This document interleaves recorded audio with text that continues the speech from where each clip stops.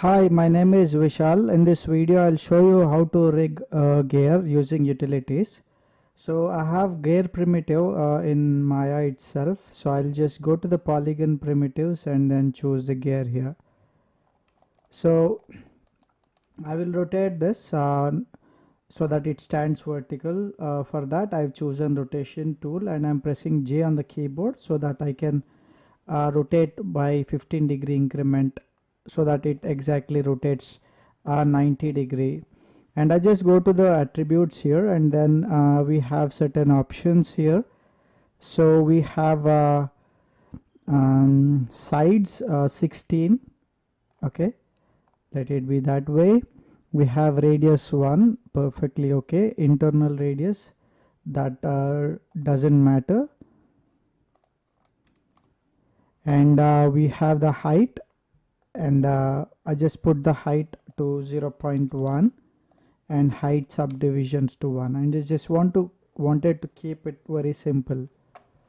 So we have this gear sitting at the origin.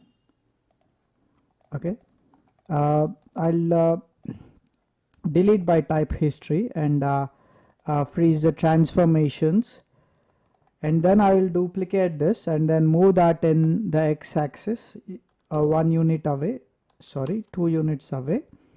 Still it's not working, so I just move it slightly up forward because I have to compensate with the gear.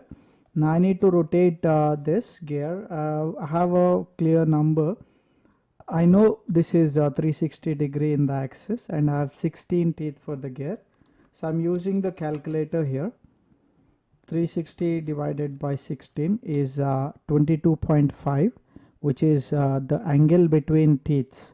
So half of that is 11.25. So I select this object here in rotation Z. I'll put 11.25, and that would place the gear nicely in contact.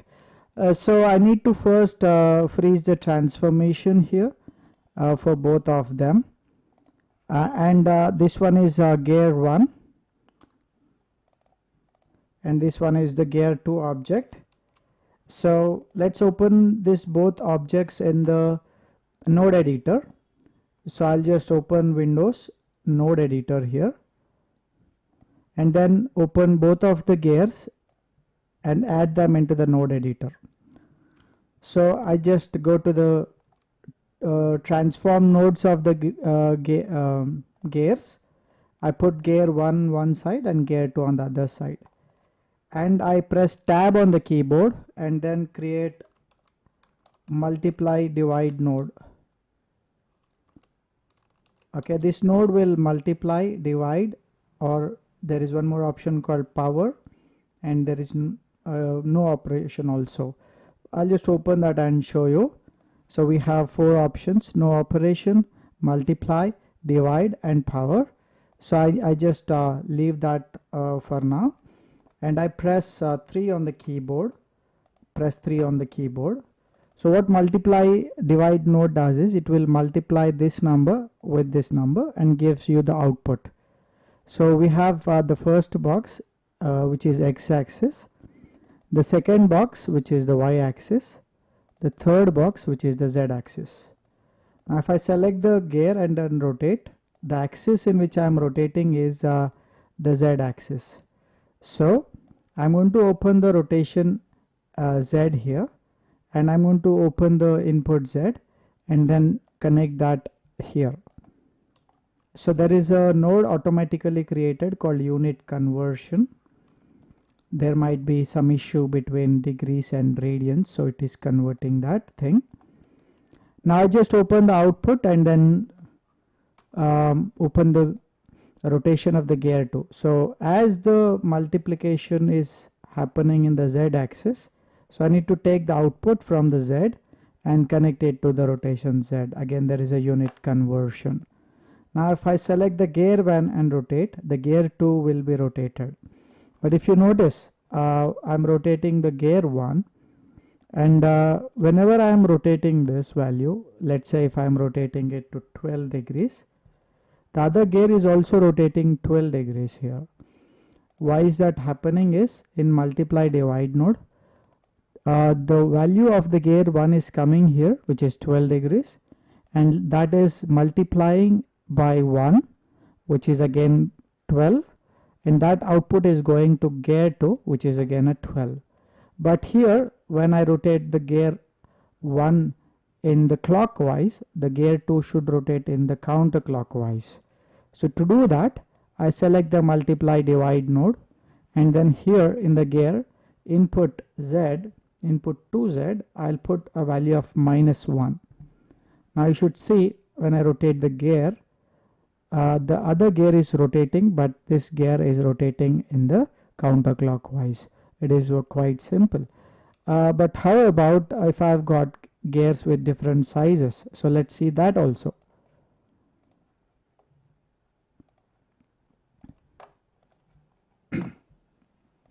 So I just take a gear here, rotate it 90 degrees by pressing J on the keyboard, and then choose the height to 0.1 and height divisions to 1, and I get the gear.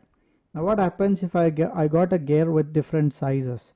So I'll duplicate this and then move the first object, which will have the construction history, aside, and then I'll increase this gear radius to 5, so that becomes a very bigger gear. And here I've got 16 sides, which you are seeing here. So as the one radius gear has got 16 sides, 5 times bigger gear should have 5 times bigger, more number of gears. So it should be 80 gears for this. So I'll just nicely place it here, okay, and then rotate it again. I take the calculator, 360 divided by 80 is 4.5, divided by 2 is 2.25. So I select this and then plus 2.25, which will fix the gear nicely between them. So select both of the gears and delete by type history, and then choose modify freeze transformation. Let's name this as small gear, and this one as big gear. So if I rotate the small gear, the big gear should rotate, but when I rotate the small gear 5 times, the big gear should rotate 1 time. That's the whole concept. So let's open both of them into the node editor. Already there is something in node editor. We use this option to clear the graph and then add the small gear and the big gear. So I just take the multiply divide node,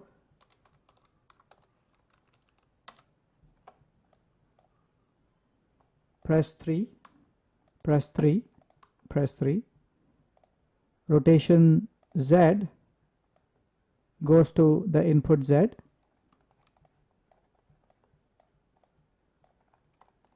then the output Z goes to the rotation Z. So if I rotate the gear, the opposite gear will rotate with the same pace. So if I say if this gear rotates 5 degrees, this gear should rotate only 1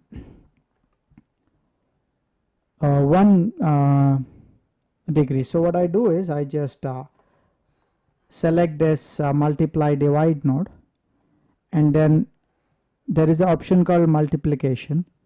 I put a value of 0.2, which is 1/5 part of 1, as I said, 5 times bigger, and I put a value of negative there, and then when I rotate, you should see I get the gear.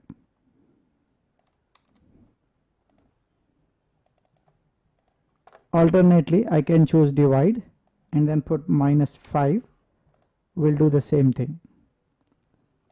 So what is that? A simple is maybe the division. So we can take how many times the gear is bigger, calculate that, and then put that value here, and then put a value of negative, and then operation to divide will do the job.